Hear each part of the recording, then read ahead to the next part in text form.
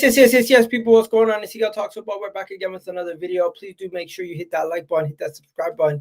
If you guys new around here, make sure you do that. Let me know what you think your score prediction is for this game if you're watching this on the playback right now in the comments section. And before we go any further, you know why we're here.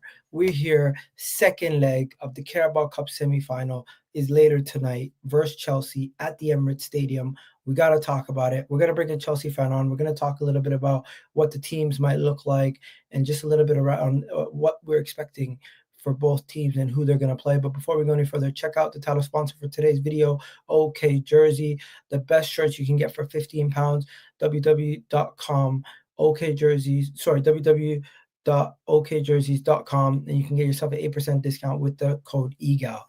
But before we go any further, I got my boy Joey in the building. How you doing, bro? I'm good, bro. How are you? I'm chilling. I appreciate you coming this early in the morning. I know it's early for you right now. Shout out to you. Before we go any further, I just wanted to know any team news around Chelsea? Not anything that I seen this morning. I didn't see anything this morning that stood out to me. No. All right, let me ask you some questions then, because I've seen some players are doubtful. You let me know what you think about each player that I'm about to mention. So first, I'm hearing some rumors about some potential players being out due to family issues like Estevao. Is he going to be playing? If you want my honest opinion, I don't think so. Estevao's most likely. I just don't think it. Regardless on if he can play or not, like at his age, with whatever going on in his life, it's good. Don't worry about it, bro. Is it family stuff or is it just personal? Yeah, he lost someone. Okay, so yeah, I'm not gonna lie, bro. Some of the stuff I was seeing online, people care more about. You seen my tweets that one Chelsea account. I just find that distasteful. Like, you care more about your player being available for Arsenal than actually his own well-being. A lot of us didn't really know. A lot of they were very hush hush about what happened too. So like it just said personal problem. And then Enzo came out last night and said that his condolences. So if you put 2 and 2 together, he lost them. You know that makes a lot of sense. So, but it didn't have like a lot of us didn't know why he was going. Like we didn't know why he went to. Like, because it wasn't actually reported in a manner that he lost someone. It was just personal issues. So, like, some people thought that he would be able to come back. I knew right from the get-go, you don't fly to Brazil. But, like, I knew right from the get-go. You know, what else are you flying to Brazil for? Like, what other reason is there? You know what I'm saying? You're only going there for, like, something serious. Serious family serious, exactly. And that's exactly what it was. My thought the entire time was it was something serious. He's not going to be here. And just look at the choice of words. They said compassionate leave. Let me show you. Chelsea are allowing Estevao to take. I'm going to put it on the screen. 1 second. It's right here. Chelsea are allowing Estevao to take as much time, compassionate leave as he feels needed. Yeah, but this was just yesterday. That was just reported yesterday. He's been gone for 2-3 days now. Oh, shit. Like since the weekend, he's been gone. Yeah, and then this was the most. Yeah, because he wasn't here for the game on Saturday. He wasn't in the team on the game on Saturday. He was already in Brazil by then. Yeah, the Sassy. So like, yeah, that's kind of the thing. It's like it's not like it's just something that wasn't reported very thoroughly. And then last night, literally like midnight last night, England time, a report came out from Enzo Fernandez about the game about Estevao, and he said, "Bro, don't worry about it. We love you. My condolences for your loss. All that other good jazz." And so, like, I don't necessarily like blame Chelsea fans for being inconsiderate in that sense, because it just based on the way that it was reported. But at the same time, it's like he wasn't going to be here, bro. Like, I knew it personally. Like, I personally knew that he was never going to be around. But we'll be all right. We'll be all right. All right. People in the chat, do me a favor. Please do hit that like button. Please do hit that subscribe button. Shout out to what do you call it? Stratford Post. Is that how I say it? Yeah. Big up to Stratford Post. Big up to Advanced City fans in the chat. Big up to Man United fans. I see you guys. We got over 90 people in the building. Please do hit that like button. Okay, so let me run through it. You got some injuries, some suspensions. It looks like Caicedo is going to be available for this game. We're just going to continue going through the Chelsea team news. If you can just go through the list and tell me what you think. Well, Mujic's been gone forever. So Yeah. who cares? Is he Jamie training Gittins- even? Huh? Is he even allowed to train with you guys? No, I don't think he's training at all. Jamie Gittins' hamstring injury won't be around. Levi Colwill just hit grass just like recently, so like he'll still be. He's coming back from his ACL, but he just hit grass, so we'll see him before the end of the year. Tosin's out with a thigh injury. Should be back in the next 2 weeks. Dario Suego, we don't even know if he's a real person. And then Romeo Lavia was back on grass this week. So what happened with Gittins originally? What were they saying? Hamstring. Okay, that's why it says muscular injury, but doubtful. Hamstring is serious. Do they know the grade? Oh yeah, yet? he's gone for a good minute. Okay, so he's this here isn't updated yet, and then Lavia should be back before the end of the season. So what's your Levi Colwill should be back in the next, I would say, month. In my opinion, month to month and a half, he should be back. So what are your winger options then? If Gittins and things, I think it ends up being a 3-man midfield, and then it's Caicedo, Reece, Enzo midfield, and then it'll be Cole Palmer right, João Pedro up top, Neto left. Yeah, because they had Gittins projected to start. We'll change this around. Let me just do the Arsenal team news. Bukayo Saka, his injury is not serious. We got an update recently about Bukayo Saka's injury. He's not going to play today, though, from what I understand. I don't think they're going to risk him in today's game with all the stuff that we're going to be trying to fight for until the end of the season. It's probably smart to just play Madueke. He had a good game. Was that he at least in training pictures and stuff? I haven't really looked at any training pictures. Yeah, that's like always a good indication of like where they are. Last time I checked, Arteta spoke about him yesterday, and his exact words, if I can just go get it, they said something about the injury not being serious and him being touch and go potentially for this upcoming game. So if I can get the exact words, 1 second. Here it is. So let me just put that on the screen. Translate that, and then boom. Arteta, we are waiting. We have to wait. His condition was better today, but we have to wait and to see his response before making any decision. It doesn't seem to be serious. We'll see if he's available for tomorrow's match at the end of the week. Or at the end of the week. Yeah. So that I think it would be.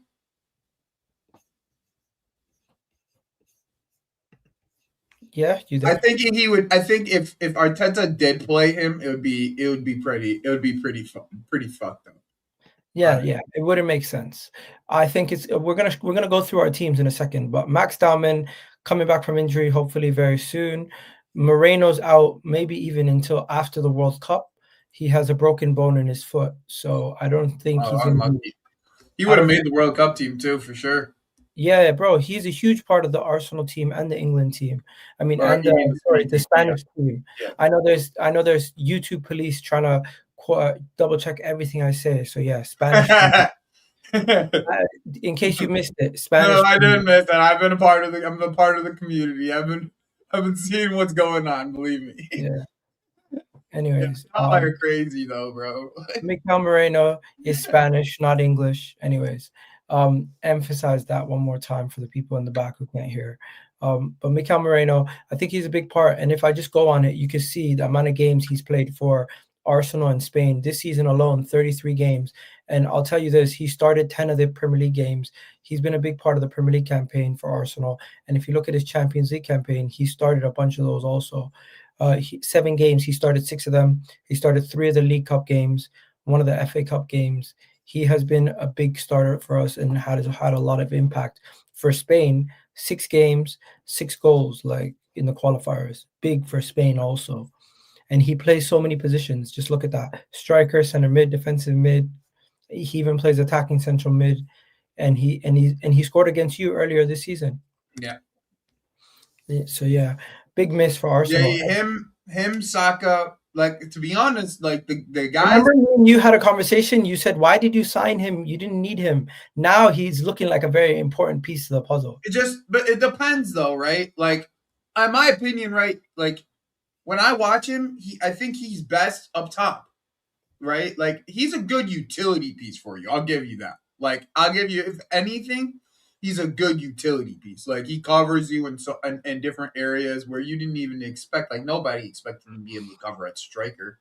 You know what I'm saying? Like, Arteta did a good job using him and using him to his skill set, and I think he's found himself in the team, found himself a spot in the team. But once again, I still like.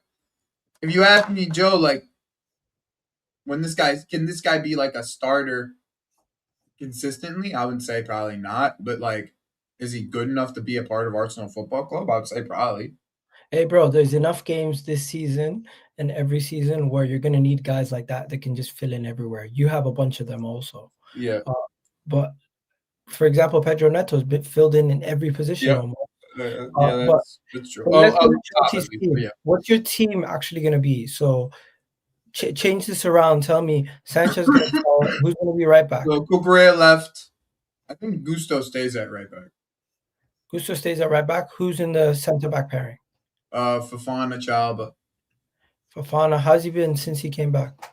He's been hit or miss. He looked good in the West Ham game. Yeah, he had he had the cross in the West Ham game. That was good. Chalba's 100% good. But he's been letting people get across him a lot. So. All right, midfield's fine. Nah, you can take Gittins out, put Palmer on the right, and then. So who's coming in for Gittins? Reece James. Oh yeah, is he still your? Who's your captain again? Isn't it James or? Yeah.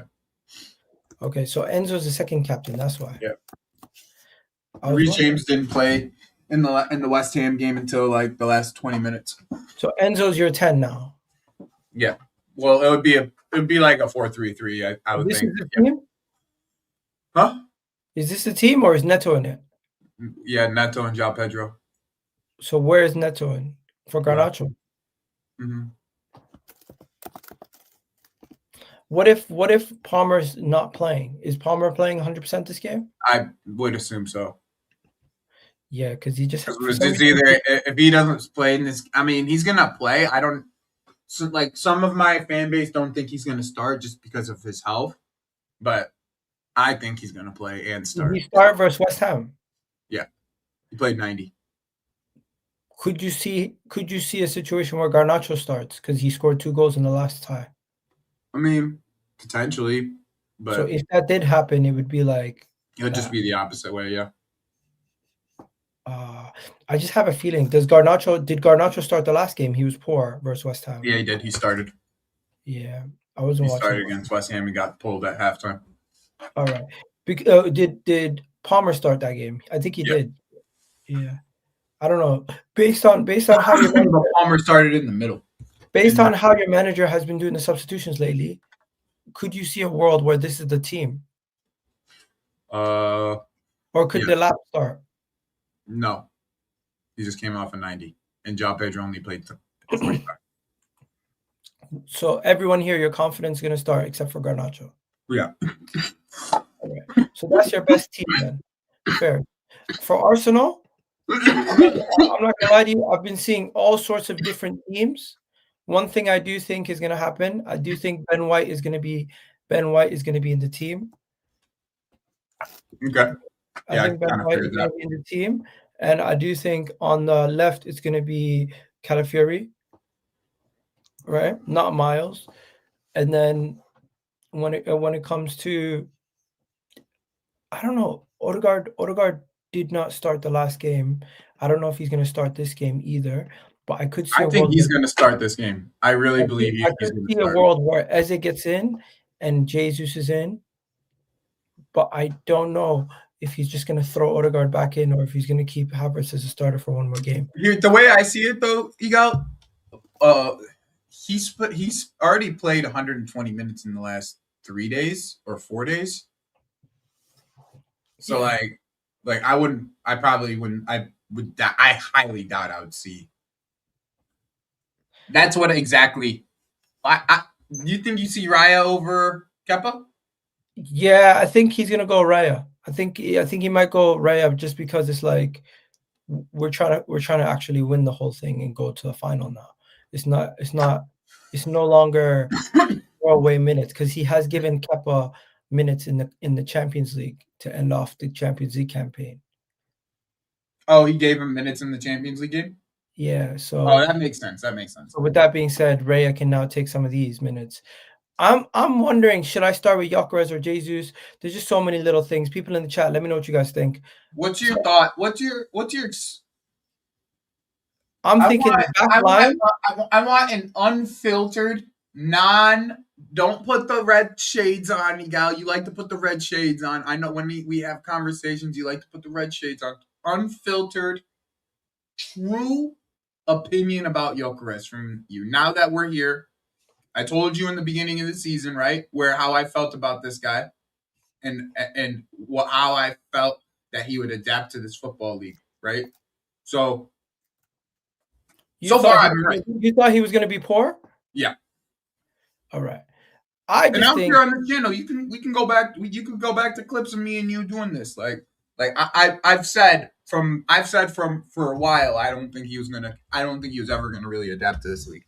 But how do you feel? Tell me a little bit of how you feel.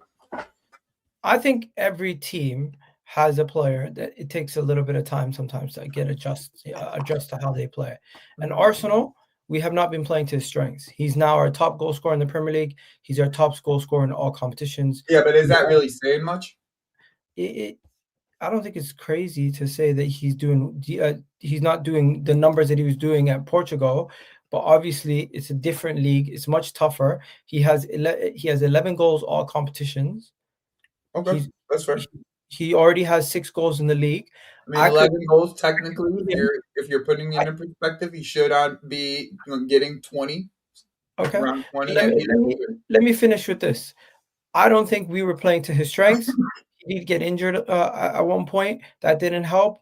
And with him now having a better understanding and having a guy like Havertz behind him, we are starting to see a little bit more from him. He's now scored in 3 of his last 4 games in all competitions, and he scored in some big games versus Chelsea, versus Inter, versus Atletico Madrid.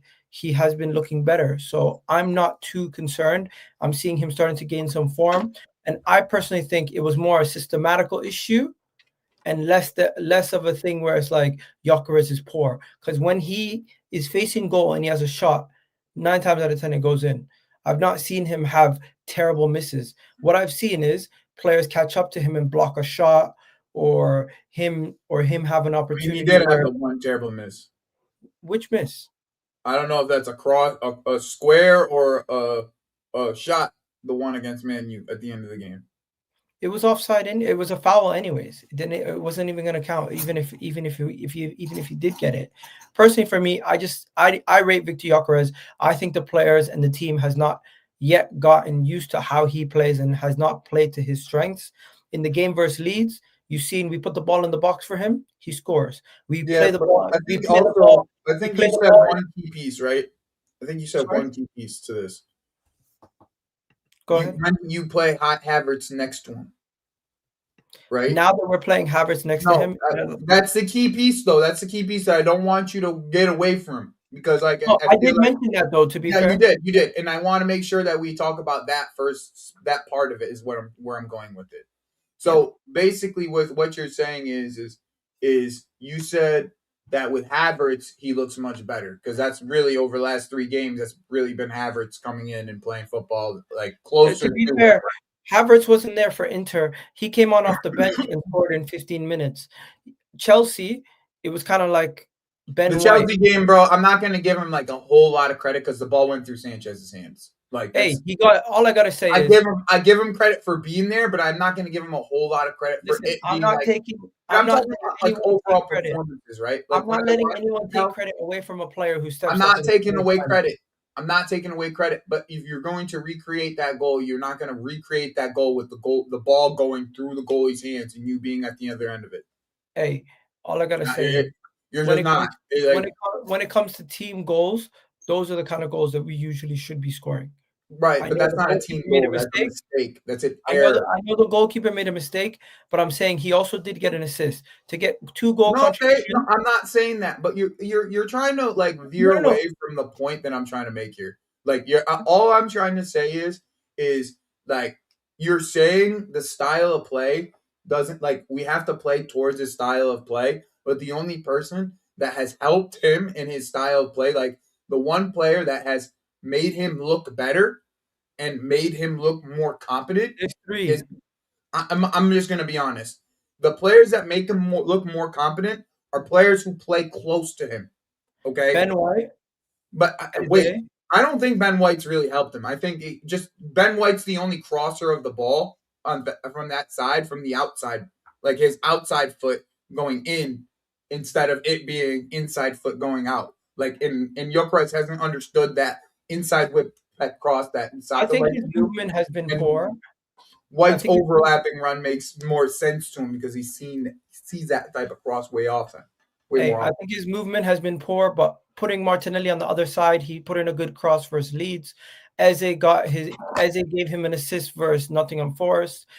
Saka even gave him an assist for his Inter, and now he's getting more goals. I personally think this is a thing where it's like once you see somebody scoring more goals on a consistent basis, people's opinions of a player can change quite quickly. He Sure, doesn't but he does not. I want to see consistency, but I also want to see has to be some type of quality with that consistency. I You know agree. what I'm saying? Like it doesn't have to be like, oh wow, he's blowing me off the page, but there has to be some type of quality that aligns with it. But we also have to realize he went from a team where everything was catered to him to now having to be part of a system. It's 2 completely different ways of But play. now that's part and parcel of the game. Like that's No, part but and part. Just like you can't take away from, just like you can't take away from someone who does score. You can criticize this person for not being fitting for not fitting in the system the way that he Timber should can't fit. cross. I agree, bro. Timber attacking wise is not as good as Ben White. We know that. Defensively, he's amazing. He's not his game in But the attack is playing as an but inverted. here's the reason why we tell you Reece James is better than him. Hey, Right I'm there. not here for the Reece James. I'm just saying that's why the reason why we tell you that is because Hey, he has both sides of it. But I yeah. like Timber. I'm not trying to. I'm not trying to. Big up, man. Hope you're doing well. Everyone go catch on the catch up. These guys are doing good things over there. They're running their Arsenal shows and of course the panel shows. They're all lit. I So come just on. think you have to run a player closer to him. That's why I'm surprised. I feel like what tends to happen is Kai Havertz kind of plays outside of the mold that Arteta wants him to do. He plays in more Am I like crazy to think we're gonna play Kai Havertz again and not I Odegaard? wouldn't be surprised if you Because want my this is honest a opinion. big game. I just don't think that you should because of how important he's starting to look for you. You know But what I'm Odegaard saying? can also come off the bench and do because Kai Havertz played how many minutes last game? Let me just I don't check. know. I think it was 50. Maybe. He played 60 minutes and he played 45 minutes. I think he's ramping him up. He can maybe now play more minutes versus Chelsea. We'll see. We'll see. Not But good. don't forget, we're gonna have Madueke. We're gonna have. I think this is gonna be close to the team. Just change the fullbacks, change the 2 fullbacks, and probably change Trossard for Eze because Eze's got to get minutes also. So I'm gonna put Eze on Bro, the as they haven't been playing football for you guys like that. Like, yeah. But you know who Eze came on for the last game? If I show you, if I can just click on it, you'll see he came on for Trossard. So to me, that tells me he's gonna continue to run the experiment on trying to play him out wide. okay. But yeah, we need to find ways to get players involved. Mikel Moreno's injury is going to open the doors for a bunch of players to get more minutes. The team, I felt like he was tightening the ship a little bit recently, but now he's going to have to expand it a little bit more with players coming back from injury and everybody else. Like Jesus, does Jesus start this game? I don't think he can start this game, but it's a thing where it's like if they keep coming on and bettering themselves, Like Jesus started, scored 2 goals. Gyokeres came in, scored a goal. Jesus started, scored a goal. Gyokeres came in, scored a goal. I guess Gyokeres. my thing, Miguel, is like how important is that Sunderland game to you? That's We're at realistic. home. We're at home. I'm confident we're gonna win. I know, And but how important does he take that Sunderland game is the one question that I have. I don't think he can afford to. I don't think he can afford to disrespect Chelsea and put out a weak team I because mean, is there of. any of your team necessarily weak when you make the switch? But I that's again think the reason why you bought the depth that you have.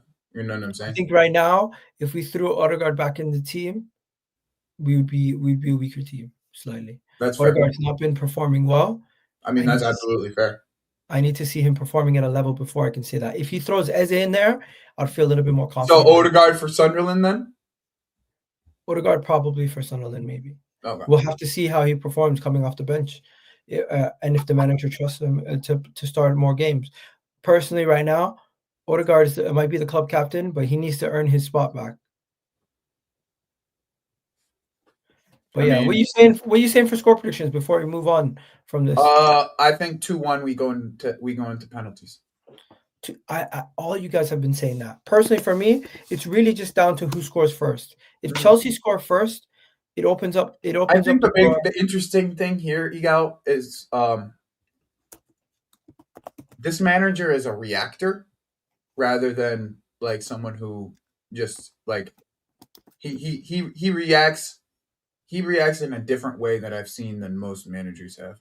Like he sees something and tweaks it very, very quickly. Like it's not like, oh, let me play out 20 minutes.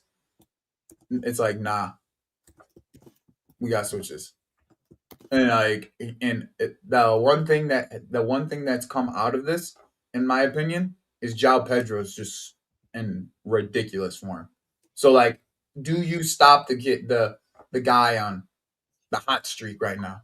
And then the other thing is I'm interested to see if like we take a lot of long shots in this game, because I don't know if it's Odegaard or Rice, but there is a stat going around there, and if I know it, I know my manager knows it. There is a stat going around that those are the two goalkeepers that struggle the most with long shots in the league. So like I just wonder if that's something that we'll see in this football game. Caicedo hitting it from long range, Reese hitting it from long range. As your team starts to drop back into their shape, you know what I'm saying? Someone from distance just smacks one from 25, 30 yards. Like I really would not be surprised if you see that and see that as the first goal of the game. Really Hey, would. I just don't want us to be too defensive to start the game, because then we're allowing you to do what you need to do. That's what I'm saying. Like I think it could turn into like a Because we have a momentum switch where we switch off once we score. We switch to defensive mode. And it's like, yeah, 2-goal aggregate lead. If we score first, great. But if we switch and we let you score 2 goals, game on, you're back in again. And it's like we can't even do one that. goal. One goal. All it takes is one goal in this game. Hopefully this is going to be a good example of how we've improved since the Man United game. Because I feel like that Man United game could be like the catalyst to help us push on and win more trophies this season. It could be the Arsenal-Chelsea game under Antonio Conte, where you lost 3-0. That Man United game could be the catalyst to push us on and go on to win the whole league. Yeah, I potentially. I feel like the league's almost wrapped up at this point. We just need Liverpool to beat Man City. Yeah. It's only wrapped up because everyone around you can't be as consistent as you. Like that's just the reality. And I've said that from the get-go. Usain Bolt is only the fastest man in the world because no one else is as fast as him.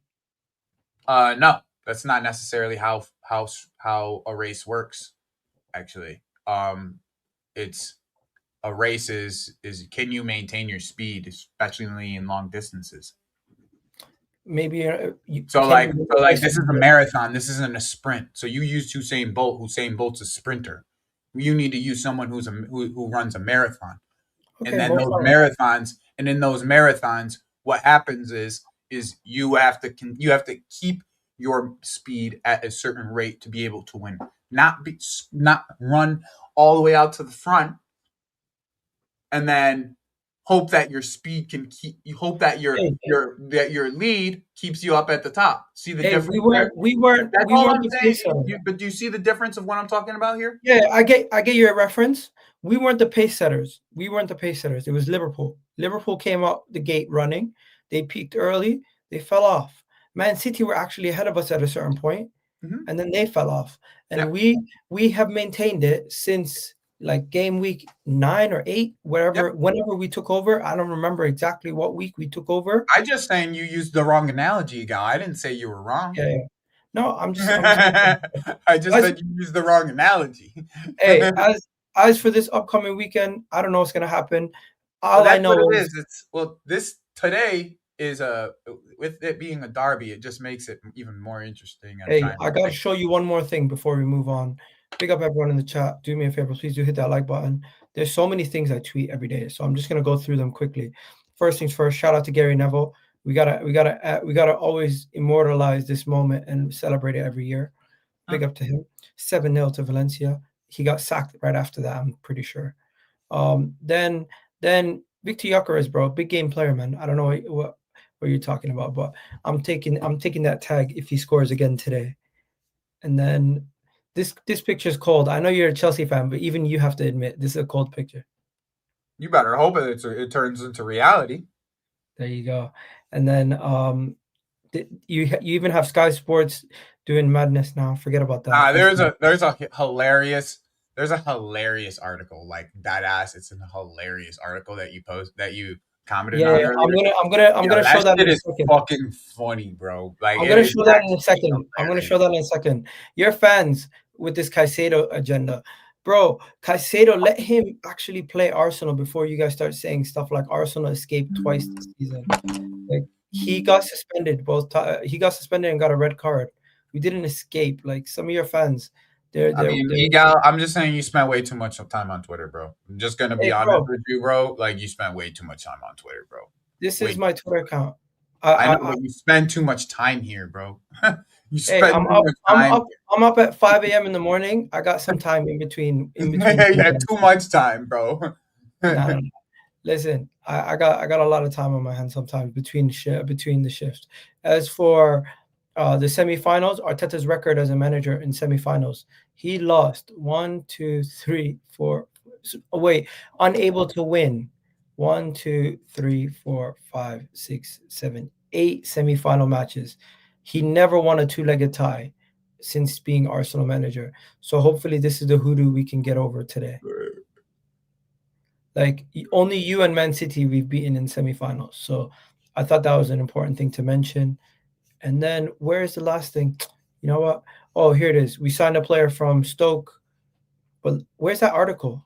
Did I not quote tweet it? No, I didn't quote tweet it. Here it is. What do you think about this shit, man? This is pathetic, don't you think? Yeah, that shit had me. I was on the shit reading that article like, yo, this is hilarious.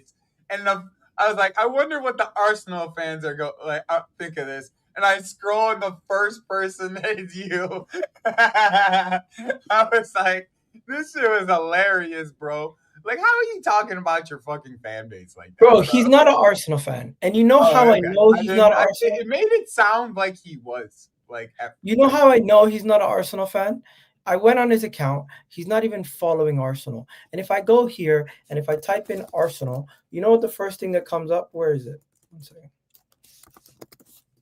The first thing that comes up. It's a hit piece for you. It's a hit piece for you. Are you The first thing that comes up is another hit piece about why people shouldn't be wearing headphones in public because he doesn't want to hear about Arsenal's goalkeeper options.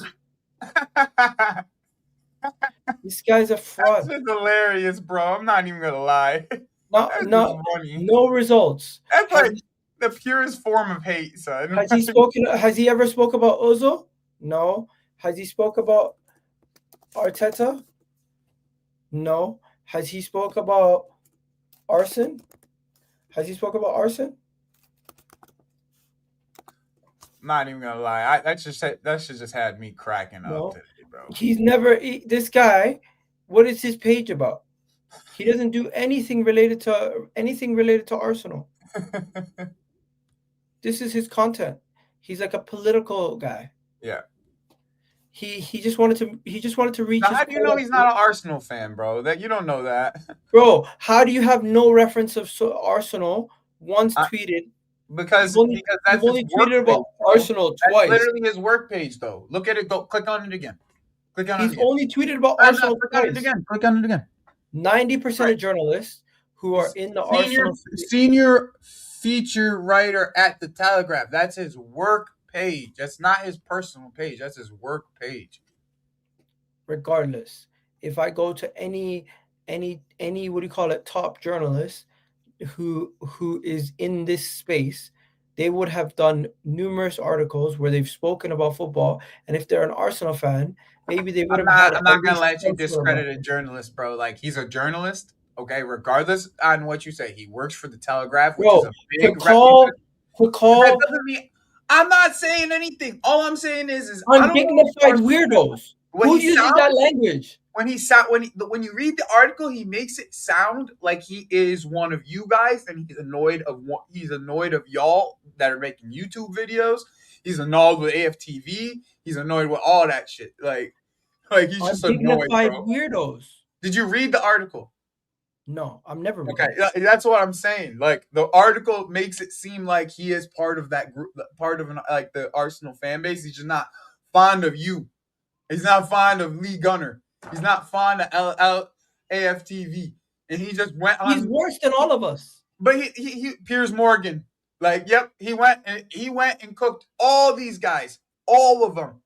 He cooked all you guys. And it's funny that you comment, because inside the article, it's like he's like speaking about you and Lee Gunner and AFTV, and that's who he's speaking about. Like, he's speaking to you.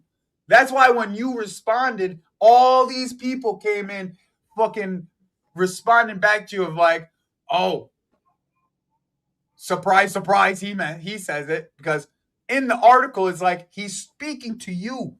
like to me, he is basically trying to gain traction and validate other rivals' fans' opinions of Arsenal fans, which is not remotely true, making people look like trying to make people look like idiots. I mean, that's exactly what he tried to do. Yeah, that's exactly what he tried. People are saying you confirmed his opinion in the article. Yeah, exactly. That's literally it, but that's the reason why I thought it was funny, is because legitly, he is talking to you. Like, undignified. Yeah. Weirdos. Yeah. That's why I'm talking about. That's why I brought it up, because like as soon as I saw you comment on it, it was like, bro, he's literally like, the article is directed towards you and Lee Gunner and AFTV and all these dudes that are Piers Morgan, all these guys. Don't put me and Lee in the same bracket. That guy. But no, bro, I'm not.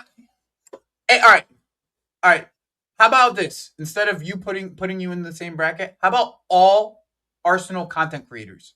Period. But he didn't mention Arsenal content creators to begin with. He mentioned the tifo that was embarrassing in the ground, when we've had a better tifo this year. But that's just like the bullet points of the article, Egal. You're talking about the bullet points of the article. Okay, you read the whole article, right? Mm-hmm. To say conspiracy theories of flat earthers. Why didn't he do an article on Rodri, conspiracy theory and flat earth thing about him saying Man City referees are against Man City? I mean, like, once again, you're just trying to point fingers in different directions. This is just what I'm trying to say. Like, what is going on? It's like, if anything, is you should be flattered that these people are actually considering watching your content and having to write articles about how they feel about you. You should be flattered, bro. Like don't take it as, sometimes, bro, the way I see it is not all publicity is bad publicity. You know what I'm saying? Like like you can always get something out of publicity in the end, like no matter how it is. But this is just hilarious that he went on the Telegraph to write this type of article. Like it's like honestly, It's a hit piece on a Arsenal little bit fans. of it is a hit piece. It's 100% a hit piece. 100. There's no doubt about it. It's 100% a hit piece. It's a hit piece on you, man. You Arsenal content creators. You man that's going to the stadium and come out of the stadium and speak about this football club in the way that you speak about it. The guys that go on Piers Morgan, who uses his social platform to speak about his football club. All the like, you know what I'm saying? It's not necessarily. I didn't mean to put like group you together in a manner of like that. It's just content creators in the way that he gets to see what the Arsenal fan base looks like, and that's his opinion based off of what he sees. You see where I'm going with it? But the way he makes it seem is like he's part of that. He like is an Arsenal fan too. You know what I'm saying? Like he just doesn't like the way that everybody else is acting. Hey, I'm speechless. I'm gonna move on, man.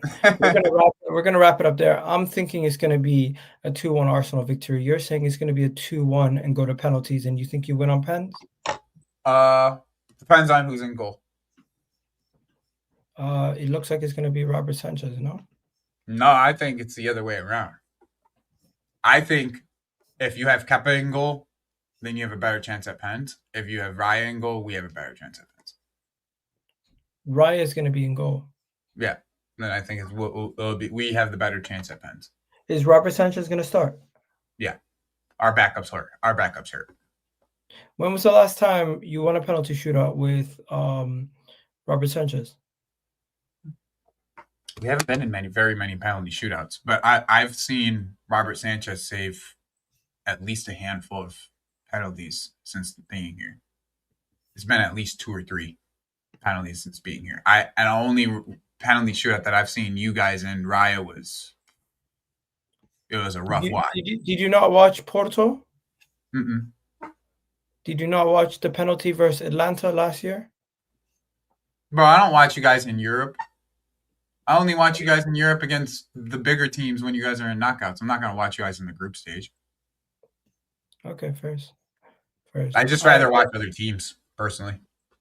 I'll let you go, man. You have a good day. Thank you for your time, man. I appreciate you. Big up everyone in the comment section. We'll catch you guys in the next one. Don't know, everyone. Hopefully we enjoy the game and we win. Peace.